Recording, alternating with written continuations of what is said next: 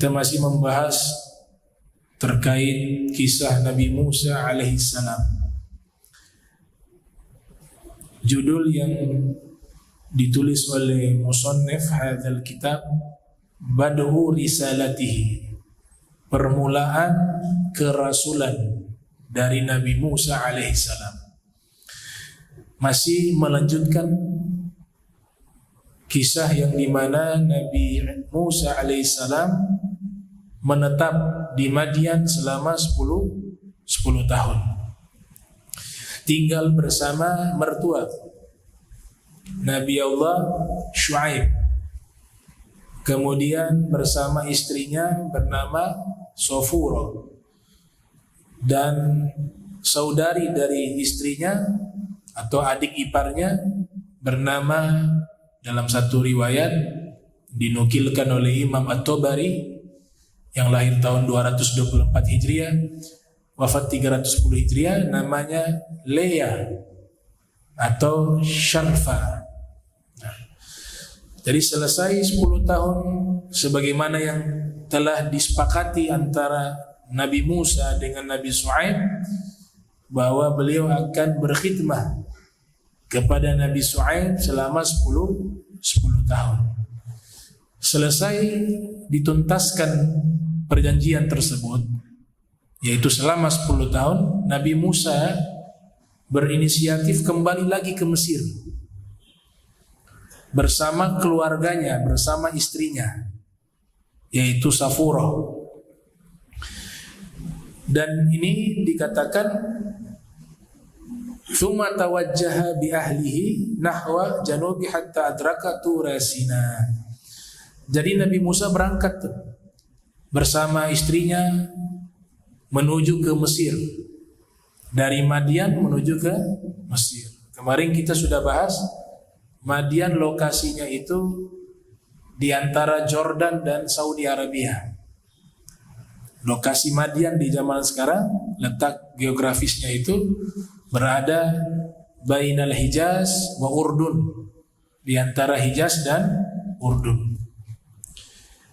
Berangkatlah beliau bersama istrinya menuju ke arah Mesir, hingga sampailah di satu bukit namanya Turi Sina. Itu bukit disebutkan oleh Syekh Yaqut Al-Hamawi di dalam kitabnya Mu'jamul Buldan, kitab yang sangat luar biasa ya, membahas masalah geografi, membahas masalah sejarah penamaan kota-kota yang ada di dunia Islam, di Jazirah Arab, di Persia, di Afrika. Ya cukup tebal, ada 8-9 jilid kitab tersebut. Berjudul Mu'jamul Buldan, kamus nama-nama kota. Ditulis oleh Syekh Yaqut Al-Hamawi. Nah, beliau ketika membahas tentang Bukit Turi Sina, beliau sebutkan letaknya itu masuk wilayah Mesir. Jadi bukit tersebut dia berada di wilayah Mesir. Dan kemudian di tempat itulah nanti Nabi Musa berdialog dengan Allah Subhanahu wa ta'ala.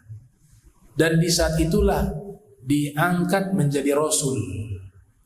Jadi beliau dari Madian mau kembali ke Mesir. Di dalam perjalanan tersebut itulah beliau diangkat menjadi Rasul. Maka Nabi Musa pun tiba di Bukit Turi Sinai atau Bukit Turi Sina. Wa fi lailatin mubarakatin aradallahu an yakhussa Musa bi karamatihi wa nubuwatihi wa kalamihi. Dan di malam, di waktu malam, mereka tidak bawa alat penerang, gelap gulita. Dan di malam yang berkah itu Allah menginginkan suatu keistimewaan Allah berikan kepada Nabi Musa dengan kemuliaannya, kenabiannya dan firman-Nya. Wa kana qad akhta'at tariqa. Nabi Musa sudah nyasar jalan. Jadi mau menuju ke Mesir, ternyata beliau di dalam perjalanan kembali itu mengalami kesulitan karena gelapnya malam sehingga nyasar. Wa amsa la yudriku aina yatawajjahu, tidak tahu lagi kemana arah menuju ke Mesir. Gelap gulita, tidak ada cahaya, tengah malam. Wa bainama huwa ala hadhihi al-hal ra'a an-nara ala bu'di. Dalam keadaan demikian gelap gulita, tiba-tiba Nabi Musa melihat ada cahaya. Ra'a naran, ada cahaya. Dan ini diabadikan di dalam Al-Quran. Wa hal ataka hadithu Musa idh ra'a nara. Bukankah telah datang kepada kalian berita tentang Nabi Musa pada waktu beliau melihat cahaya api, naro. Nah, di saat melihat cahaya api tersebut, Nabi Musa punya keinginan mungkin bisa mengambil itu api, entah dibuat semacam oborkah itu untuk menjadi alat penerang. Maka Nabi Musa meminta kepada istrinya dan keluarganya yang ikut waktu itu agar tetap di tempat. Ilzamu makanakum, kalian tetap berada di tempat kalian. Saya akan pergi ke sumber cahaya tersebut untuk mengambil cahaya itu, mengambil api tersebut sebagai alat bantu penerangan nanti untuk berjalan kembali menuju ke Mesir, karena waktu malam sangat gelap. Maka disitulah Nabi Musa mulai berjalan menuju ke tempat api tersebut. Sampailah di tempat api tersebut, ternyata di Bukit Turi Sinai. Api itu berada di Bukit Turi Sinai. Masuklah Nabi Musa. Ketika masuk ke bukit tersebut terdengar suara. Ada suara. Itu Allah abadikan. Falamma ataha nudiya ya Musa. Ketika Nabi Musa tiba di bukit tersebut, terdengar ada seruan, ada suara mengatakan, wahai Musa, ya Musa, inni ana rabbuk, saya adalah penciptamu, Tuhanmu. Jadi cahaya itu mengeluarkan suara. Satu riwayat mengatakan suara itu berasal dari cahaya itu. Dan cahaya itu bukan Allah. Cahaya itu bukan Allah. Api itu bukan Allah. Kita sepakat dan ulama sepakat selama hidup di dunia kita tidak mampu melihat Allah. Baik itu para nabi, para rasul. Terkecuali Nabi kita Muhammad sallallahu alaihi wa barak wasallam yang sudah melihat Allah ketika Mi'raj. Nabi Musa melihat cahaya itu hanya makhluk yang Allah ciptakan agar bisa terkoneksi dialog antara Nabi Musa dengan Allah. Wa kallama Musa rabbahu taklima. Nabi Musa bisa berdialog dengan Allah Ta'ala lewat cahaya itu. Tapi itu bukan Allah. Laisa kamitslihi syai'un. Allah tidak menyerupai segala sesuatu apapun, termasuk cahaya, termasuk api. Itu bukan Allah. Di dalam Al-Quran disebut Allahu nurus samawati wal ard. Allah adalah cahaya langit dan bumi. Itu ditafsirkan oleh Syekh Tantawi Jauhari dalam kitabnya Al-Jawahir, tafsir Al-Jawahir. Makna Allahu nurus samawati wal ard ay Allahu munirus samawati wal ard. Allah memberikan cahaya bagi langit dan bumi, bukan Allah cahaya. Karena cahaya makhluk, api makhluk. Allah tegaskan Allah tidak sama dengan makhluk. Maka Nabi Musa ketika menginjak itu tempat Bukit Turi Sinai itu atau Turi Sinai, terdengar suara mengatakan, wahai Musa, saya adalah penciptamu Allah.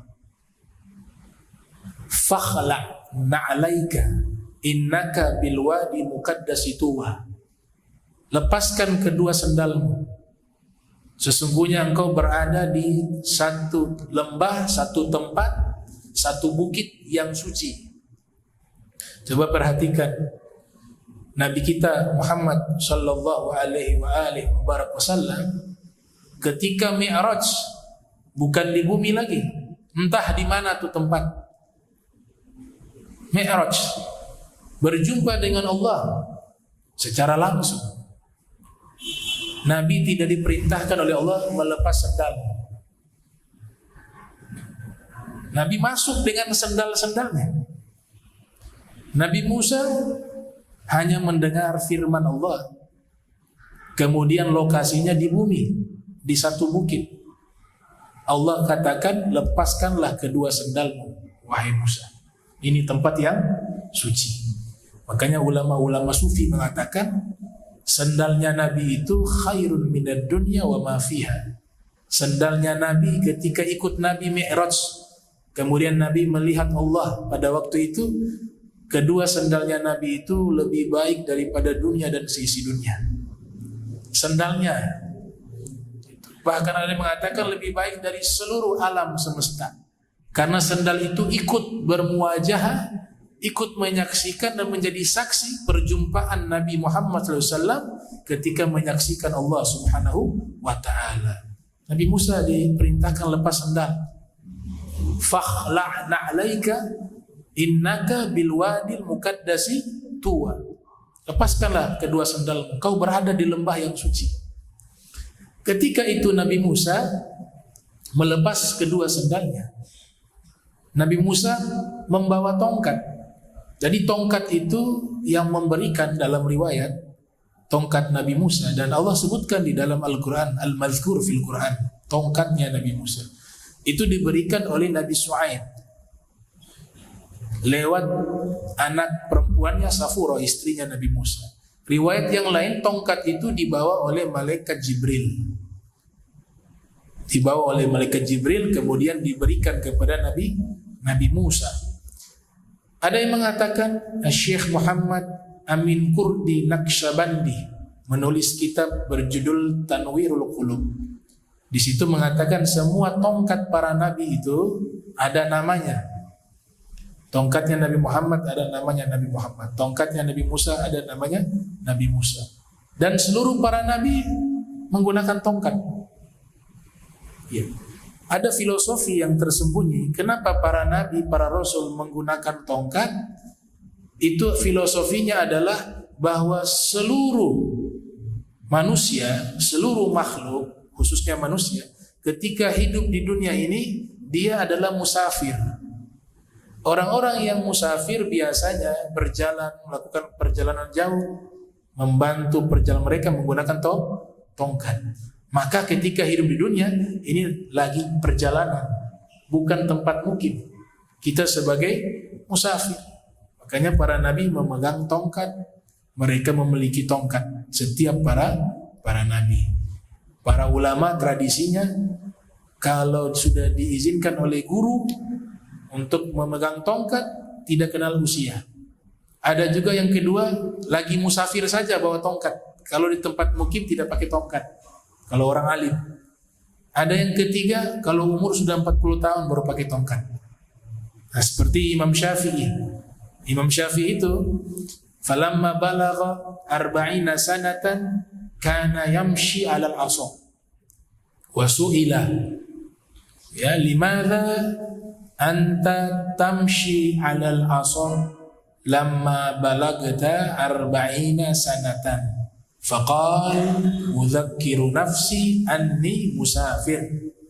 Imam Syafi'i ketika menginjak usia 40 tahun baru mulai berjalan menggunakan tongkat. Kemudian ada yang bertanya, wahai Imam, kenapa engkau di usia 40 tahun kami melihat engkau kemana-mana berjalan menggunakan tongkat? Maka Imam Syafi'i mengatakan, karena tongkat ini mengingatkan diriku bahwa aku hidup di dunia sebagai seorang musafir. Usia 40 tahun digunakan sebagai usia penentu. Sayyidina Ali bin Abi Thalib mengatakan orang yang sudah mencapai usia 40 tahun, walam yaglib khairuhu syarrah. Namun di usia 40 tahun itu kebaikannya kalah dengan kejahatannya. Artinya kalau dibuat survei, dibuat statistik penilaian, dia punya kejahatan lebih banyak dari kebaikan, tapi usia sudah 40 tahun. Maka dikatakan fal yatabawwa maq'adahu minan nar. Orang semacam itu dia sudah siapkan satu tempat di dalam neraka. Bahkan dalam satu riwayat syaitan sudah lepas tangan. Jadi iblis mengatakan kepada anak buahnya yang syaitan penggoda, ini yang sudah 40 tahun ke atas masih jahat-jahat, masih kejahatannya lebih banyak daripada kebaikannya. Kata iblis kepada syaitan, kalian tidak perlu goda dia. Sudah otomatis begitu sampai mati. Kita cari yang masih muda, 40 tahun belum sadar-sadar, otomatis seperti itu. Nah, itu ada riwayat dalam kitab Ayyuhal Walad, ditulis oleh Al-Imam Abu Hamid Al-Ghazali yang lahir tahun 450 Hijriah, wafat 505 Hijriah. Jadi Nabi Musa bawa tongkat waktu itu. Ya, kemudian Allah Ta'ala berfirman, wa ma tilka biyaminika ya Musa. Apa yang kau pegang di tangan kananmu wahai Musa? Qala hiya asaya. Nabi Musa mengatakan, ini tongkatku ya Allah.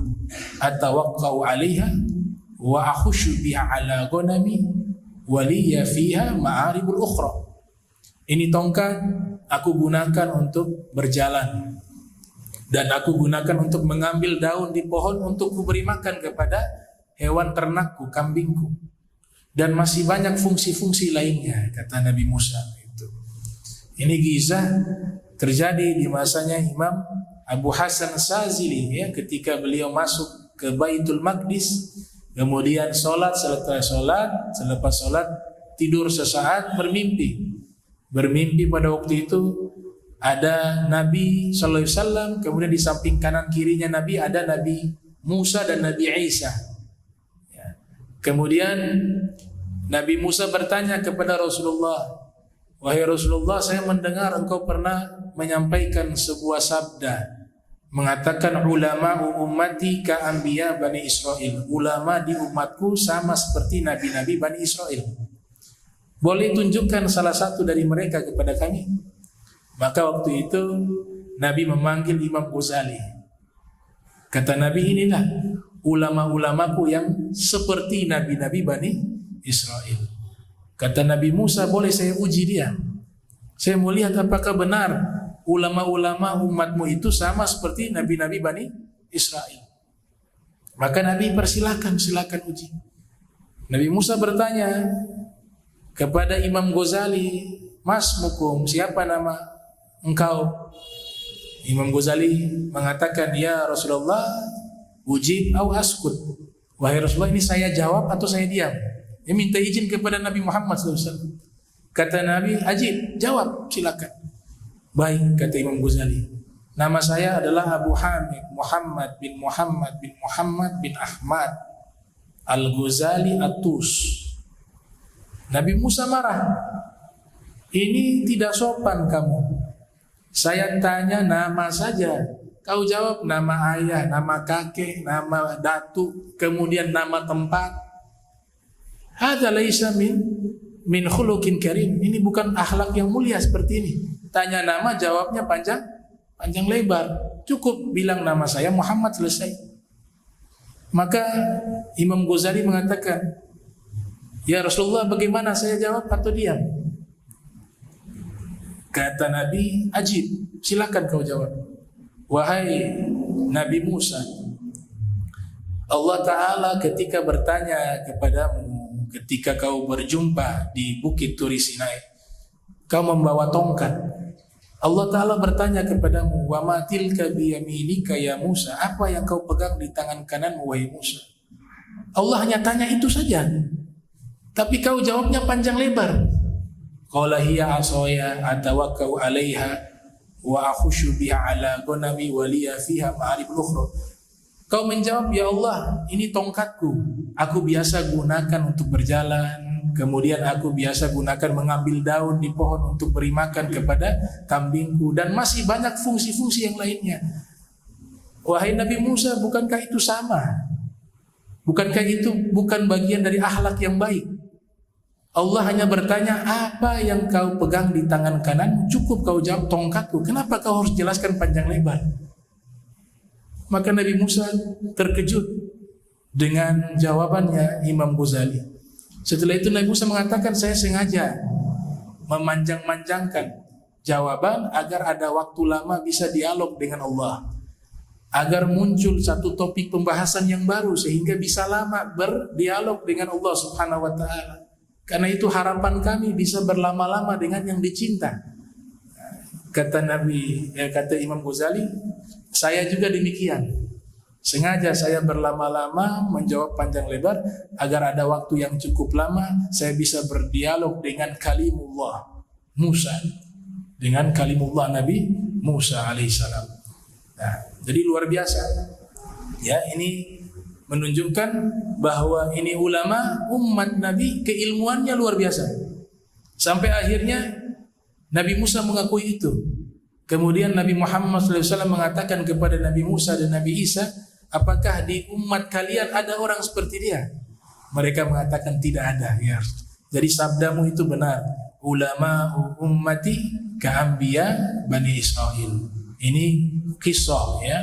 Kalau takhrij hadis, ini riwayatnya, itu pembahasan ulama hadis. Tapi ini kisah masuk di kitab tasawuf. Ya, karena ada hikmah bahwa kita umat terbaik. Itu tidak bisa dibantah. Ya, kuntum khaira ummah ukhrijat linnas. Ya, kita umat terbaik, umat Islam yang Allah keluarkan bagi alam semesta ini, bagi bumi ini. Nah, setelah itu Allah Ta'ala bertanya, itu apa yang ada di tangan kananmu? Dijawab, ini tongkatku. Nah, setelah itu Allah katakan, qala alqiha ya Musa. Tongkatmu itu lemparkan dia, wahai Musa. Maka Nabi Musa melempar tongkat tersebut. Fa idza hiya hayatun tas'a. Tongkat itu berubah menjadi ular. Menjadi ular, dia tas'a, dia merayap, dia berjalan. Setelah itu Allah katakan, khuzha la takhaf. Ambil itu tongkat, jangan kamu takut.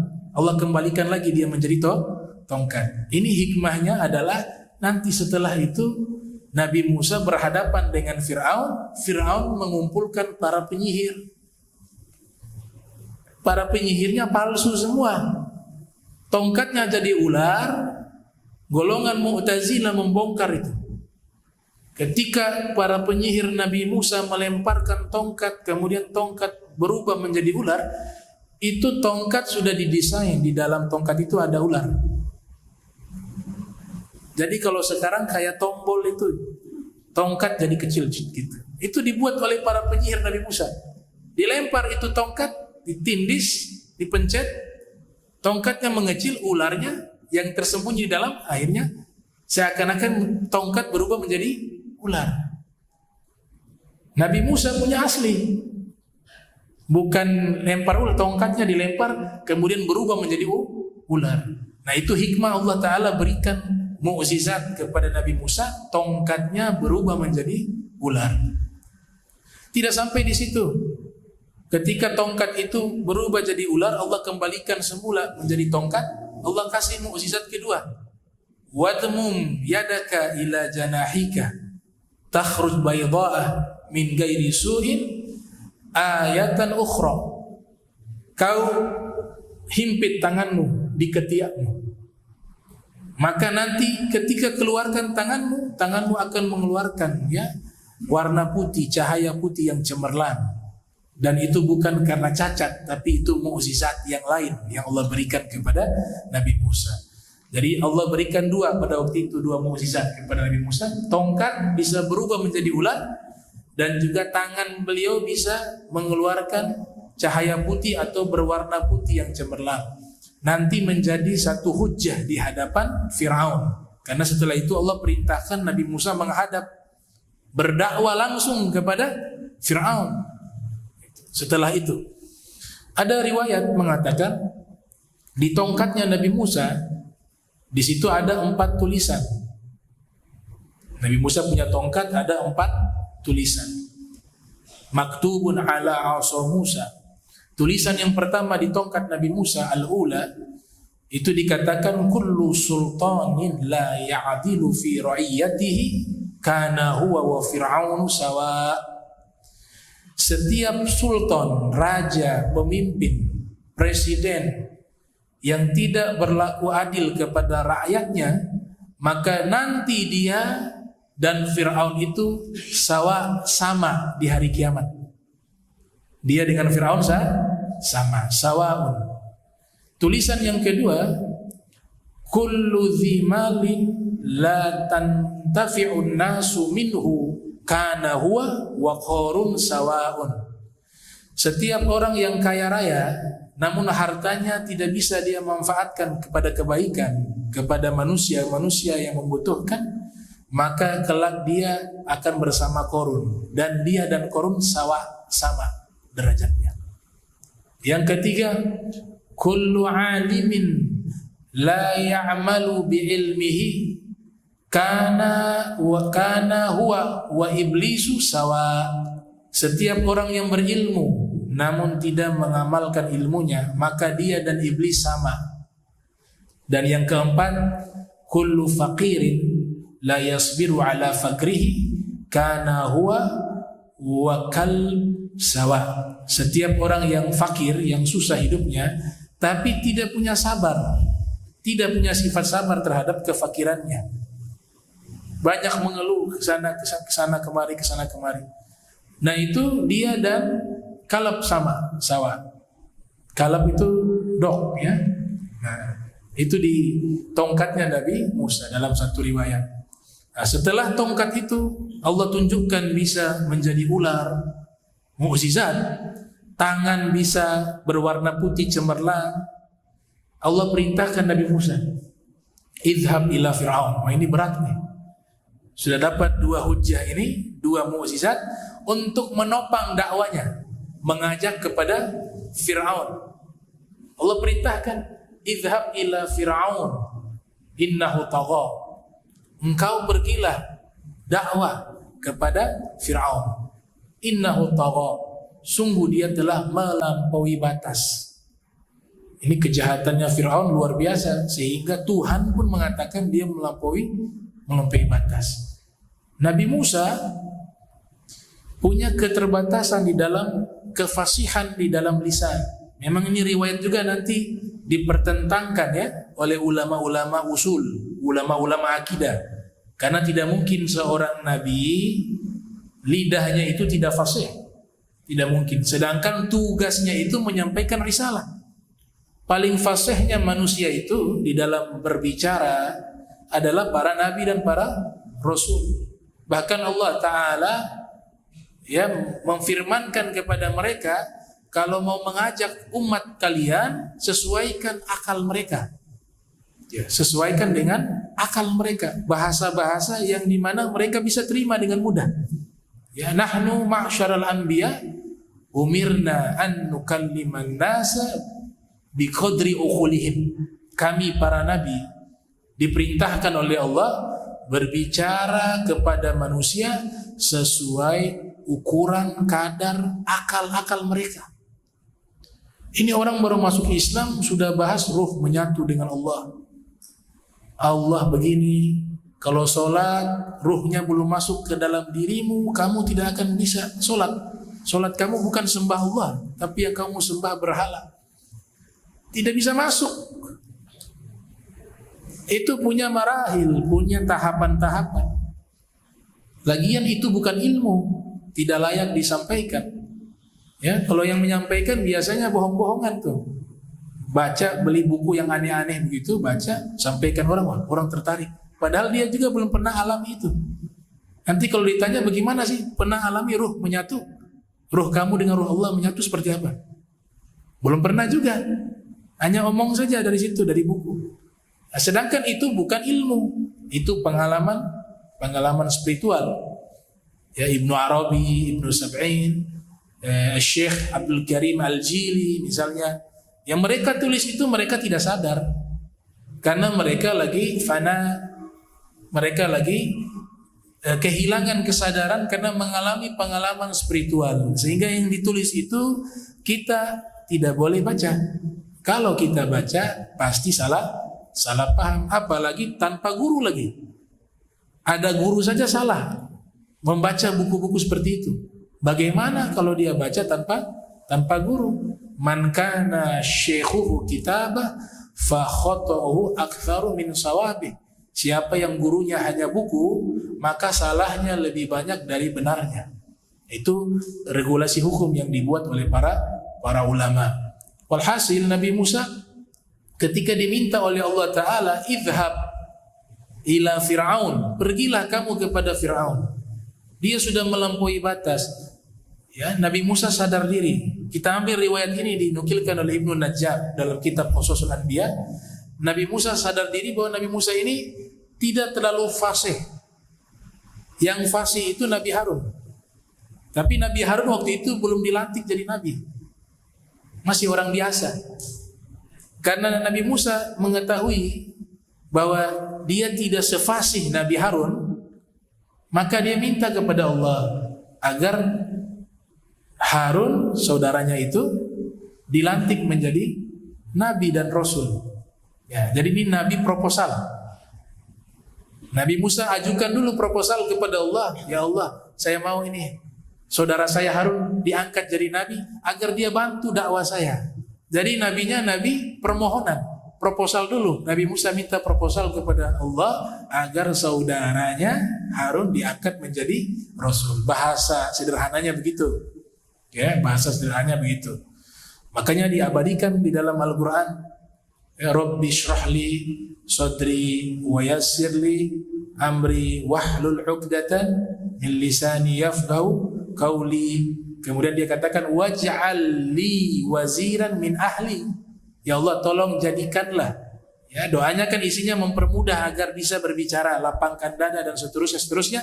Intinya agar ketika menghadap Firaun, Nabi Musa lancar di dalam berbicara. Itu isi doa itu. Nah, kemudian di bawah doa itu Nabi Musa memohon kepada Allah, waj'al li wazira min ahli. Ya Allah, tolong angkatlah, jadikanlah dari keluargaku seorang penolong dan pembela. Wazir kalau bahasa modern menteri yang ada selalu di sampingku. Harun akhi. Ya, permohonan Nabi Musa. Saudaraku itu adalah Harun akhi. Harun adalah saudaraku. Kemudian dikatakan alasannya, ushdud bihi azri. Dengan adanya Harun saya punya kekuatan tambah kuat, tambah pede lagi menyampaikan kebenaran di hadapan Firaun. Saya tambah kuat. Wa asyrikhu fi amri, dan ikut sertakanlah Harun di dalam urusanku. Allah terima doanya Nabi Musa. Nabi Harun waktu itu diangkat menjadi nabi. Berarti berkata apa permohonan Nabi Musa. Ibnu Najjar mengatakan, kenapa Nabi Musa doanya minta agar lancar berbicara, ya, agar bisa menyampaikan dakwah dengan fasih. Nah, ini kisah dari Ibnu Najjar. Di saat Nabi Musa dulu masih tinggal di istananya Firaun. Ya, jadi lidahnya Nabi Musa ini ada luka yang nanti mengganggu kefasihan di dalam berbicara. Bukan berarti bicaranya, ada buku-buku orientalis mengatakan cadel, bicaranya gagu. Itu bukan, itu ditolak riwayat itu. Itu tulisan orang-orang orientalis. Tapi tidak sefasih Harun saja. Fasih tapi tidak sefasih Harun. Karena di lidahnya ada luka. Ada kena luka. Itu ceritanya ketika Nabi Musa masih kecil, tinggal di istananya Fir'aun. Di saat itu Nabi Musa, dia masih bayi, Fir'aun menggendong, mengangkat Nabi Musa yang masih baby itu, masih bayi itu. Mungkin usia 2 tahun ke atas. Tiba-tiba lagi Fir'aun lagi memegang ini Nabi Musa yang masih bayi ini, masih kecil ini. Nabi Musa menarik jenggotnya Fir'aun. Belum pernah ada manusia yang berani menarik. Dan Fir'aun ini terkenal kejam, tidak mau kenal, mau anak kecil, mau orang besar. Yang sudah kurang ajar kepadanya dihukum mati. Termasuk anak kecil. Ketika diangkat Nabi Musa yang masih kecil ditarik jenggotnya Fir'aun, emosi Fir'aun. Fir'aun mau membunuh. Ketika mau hendak membunuh bayi tersebut, bayi Musa yang masih kecil, Nabi Musa yang masih kecil, Asia bintu Muzahim datang, istrinya Fir'aun, mengatakan, jangan kau bunuh dia. Kata Fir'aun, dia sudah kurang ajar kepada saya. Dia berani menarik jenggot saya. Kata Asia bintu Muzahim, dia kan masih anak-anak. Dia tidak faham apa yang dia lakukan. Fir'aun mendengar ucapan itu. Baik, kalau memang dia tidak menyadari apa yang dia lakukan, kita buktikan. Dipanggil anak buahnya, prajuritnya, ambil anggur dan batu bara. Batu bara yang masih panas. Kemudian diletakkan di satu tempat, di satu wadah, dan diletakkan Nabi Musa yang masih bayi waktu itu, diarahkan ke dua tempat itu. Kata Fir'aun, kalau dia ambil anggur, berarti dia sadar tadi, saya bunuh dia. Tapi kalau yang dia ambil batu bara, saya maafkan dia. Berarti yang dilakukan tadi dia tidak mengetahuinya, dia tidak sadar. Wah, ini bahaya juga. Asia bintu Muzahim tegang. Ini anak bayi ini. Diletakkan itu Nabi Musa yang masih bayi. Nabi Musa mulai merayap. Waktu awal berjalan, arahnya ke anggur. Asia bintu Muzahim sudah berdoa, ya Allah, ini kalau diambil anggur selesai. Sudah siap algojo di samping. Langsung dieksekusi waktu itu. Ternyata ketika dia merayap, Allah utus malaikat. Allah utus malaikat. Sampai di wadah tersebut mau ambil yang tadinya itu tempatnya anggur, Allah ganti dengan batu bara. Diambil batu bara kemudian dimakan. Nah, batu bara itulah yang melukai lidahnya Nabi Musa. Padahal mereka heran semua, posisinya tadi itu anggur. Nabi Musa memang mengarah ke anggur, tapi berkat pertolongan Allah, Allah kirim malaikat diperintahkan membalikkan ya posisi daripada batu bara di tempatnya anggur, kemudian anggur dipindahkan di tempatnya batu bara. Maka diambillah batu bara tersebut, dimakan oleh Nabi Musa yang masih bayi. Dari situlah ada luka. Mulai saat itu bicaranya sakit, ada terganggu. Makanya beliau doa, Rabbi shrah li sadri wa yassir li amri wahlul 'uqdatan min lisani. Lepaskanlah simpul-simpul yang ada di lidahku. Ini riwayat kedua. Tadi riwayat pertama kaum usuliyun menolak, ya, ulama-ulama akidah menolak riwayat ini. Tapi ini sebagai fadilah tambahan kisah saja, tidak masalah karena tidak berkaitan dengan masalah akidah. Yang salah kalau mengatakan gagap bicaranya atau tidak bisa berbicara, ini sudah melemahkan, ya, menghilangkan kehormatan para nabi. Itu yang dibatasi oleh para ulama-ulama akidah. Maka setelah itu ayat turun berbeda. Perintahnya tadi kan hanya idhab ila fir'auna. Pergilah kamu wahai Nabi Musa kepada Fir'aun. Ternyata ketika berdoa minta Nabi Harun menjadi nabi dan membela dakwanya Nabi Musa, berarti sudah dua orang. Ada Nabi Musa, ada Nabi Harun. Maka Allah perintahkan sudah bentuk kata ganti dua orang. Idhaba, bukan idhab lagi. Idhaba, kalau begitu kamu dengan Harun pergilah kepada Fir'aun. Idhaba ila fir'auna innahu tagha.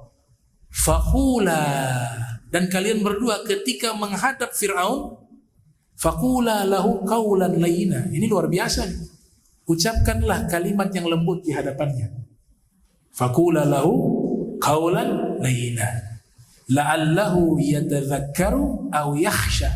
Dengan ucapan lembut itu semoga bisa membuat dia sadar atau dia takut kepada Allah Subhanahu wa taala. Ini manhaj dakwah, ya. Jadi dakwah itu yang prioritas lembut dulu.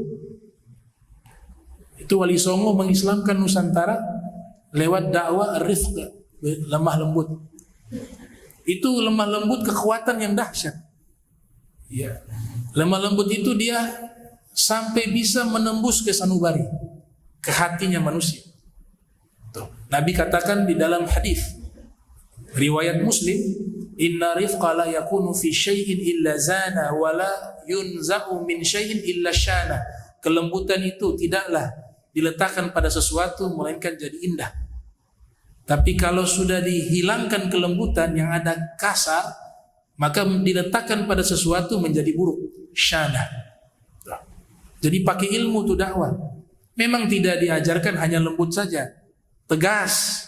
Tapi tegas definisinya itu kelembutannya tetap ada. Di situ kata-kata caci maki juga tidak ada. Kata-kata yang kasar juga tidak ada. Itu tegasnya Nabi Muhammad seperti itu. Ya, tegas tetap harus. Nanti Imam Ghazali jelaskan spesifiknya tuh, dalam kitab Ihya. Kapan lembut, kapan tegas, keadaannya seperti apa. Nanti pertemuan berikut kita baca itu magalahnya Imam Ghazali, jelas di situ. Semua pakai ilmu jadi terarah, jadi insaf, jadi hikmah, bijaksana. Nah, Fir'aun mungkin cocoknya lembut. Makanya Allah Ta'ala mengatakan faqula lahu qawlan layyina. Padahal Allah tahu dia terima hidayah atau tidak, Allah tahu. Tapi Allah ajarkan metodologi dakwah. Ketemu orang semacam ini juga, yang pertama kali lemah lembut dulu. Boleh jadi dia sadar, pakailah Allah. Semoga, mudah-mudahan, ya. Mudah-mudahan dia sadar atau dia takut kepada Allah Subhanahu wa taala. Nah, ada satu kisah mengenai ayat tersebut diriwayatkan oleh Al-Hafiz Ibnu Katsir yang lahir tahun 700 Hijriah, wafat 774 Hijriah. Dulu ada khalifah di masa Daulah Abbasiyah namanya Harun ar-Rasyid. Ada seorang tokoh agama atau seorang ustaz, ja'a rajulun ila Harun ar-Rasyid. Dia datang kepada Harun ar-Rasyid. Dia mengatakan, wahai Amirul Mukminin, sa'ansahuka wa sa'agluzu alaika. Wahai Amirul Mukminin, saya datang kemari mau memberikan nasihat kepadamu. Tapi mohon maaf ya, ini nasihat pahit, agak kasar. Itu kata tokoh agama ini atau rajulun, seseorang laki-laki ini. Saya datang kepadamu wahai presiden, wahai sultan, wahai amir, datang kepadamu mau memberikan nasihat kepadamu. Tapi mohon maaf, nasihat saya ini agak keras. Bisa tidak saya sampaikan? Kata Harun Rasyid, la taf'al ya jahil. Wahai bodoh, jangan kau sampaikan kalau begitu. Jangan kau kasih nasihat seperti itu. Jangan kau sampaikan kepadaku. Faqala lahu, Allah Subhanahu wa taala berfirman kepada Nabi Musa. Ya, dikatakan Allah taala, fa inna Allah taala qad ba'atha man huwa khairum minka ila man huwa khairun minni. Karena Allah Subhanahu wa taala ketika mengutus orang yang lebih baik daripada kamu, siapa? Nabi Musa, kepada orang yang lebih buruk daripada aku, Fir'aun. Itu Allah katakan apa? Idhaba ila fir'auna innahu tagha faqula lahu qawlan layyina. Wahai Musa, berilah kamu menemui Fir'aun, dia yang sudah melampaui batas. Tapi ingat, katakanlah ucapan yang lembut. Fir'aun lebih jahat dari saya, tapi Allah suruh Nabi Musa bicara lembut. Nabi Musa lebih mulia daripada kamu. Itu. Jadi jangan kau sampaikan kalau model begitu nasihatnya, kata Harun ar-Rasyid. Ya, tapi saya ini insaf. Ya. Ulama itu ada dua dari dulu. Ada yang modelnya tegas, ada yang lembut. Tapi harus prioritas itu adalah kelembutan, inna rifqa. Tegasnya itu ada aturannya. Kata-katanya juga itu ada aturannya, tidak serampangan. Semuanya ada ilmu. Makanya ada ulama menulis kitab namanya Al-Farqu Bainan Nasihati wa Ta'yir. Perbedaan antara memberi nasihat dan mempermalukan orang. Itu beda-beda tipis. Nasihat isinya kebaikan tapi disampaikan di depan publik orang banyak, itu bukan nasihat, namanya mempermalukan orang. Misalnya kita katakan, ya fulan, kamu ini malas sholat. Tapi di acara pesta pernikahan, tolong sholat. Saya sayang sama kamu, makanya saya sampaikan. Dia bilang, bukan sayang, kamu kurang ajar sama saya. Itu kan di depan orang banyak. Bukan nasihat, namanya mempermalukan orang. Jadi ada dia punya ilmu, ada dia punya syarat, ada dia punya rukun. Itu dakwah, kapan tegas, kapan lembut. Itu namanya hikmah. menempatkan sesuatu pada porsinya, pada tempatnya, tidak serampangan. Makanya Nabi katakan ketika jihad disebut paling afdal, kau menyampaikan kalimat yang benar inda sultanin jair, di samping sultan yang zalim. Kata samping berarti 4 mata. Itu tahapan pertama. Kecuali kejahatan benar-benar masif secara publik besar-besaran, kemudian disampaikan tetap menolak, wajib disampaikan secara publik juga. Minta klarifikasi, itu pernyataan secara publik salah, tolong diulang lagi koreksinya. Tapi tidak mau, ini kewajiban ulama menyampaikan. Makanya keluar hadis dari Nabi kita Muhammad sallallahu alaihi wasallam, man ra'a minkum munkaran falyughayyirhu biyadihi, fa in lam yastati fa bi lisanihi, fa in lam yastati fa bi qalbihi, wa dzalika adhaful iman. Hadis riwayat Muslim di dalam sahihnya. Siapa di antara kalian yang melihat satu kemungkaran dan dia mampu merubahnya, maka dia rubah dengan kekuasaannya. Kalau tidak mampu, maka dengan nasihat, dengan lisan. Kalau tidak mampu juga, maka dengan pengingkaran dalam hati. Wa dzalika adhaful iman, dan itu paling lemahnya keimanan. Kemudian terakhir, hikmah daripada qaulan layyina, ya, ucapan yang lembut. Kita sekalipun melihat orang yang maksiat, kita melihat, itu disebutkan kalau kita mengungkit-ungkit maksiatnya, padahal orangnya kita tidak tahu, mungkin sudah tobat. Kata Fudail bin Iyad, dia mati akan melakukan dosa yang sama. Itu. Ada dosa yang memang tidak bisa ditoleransi.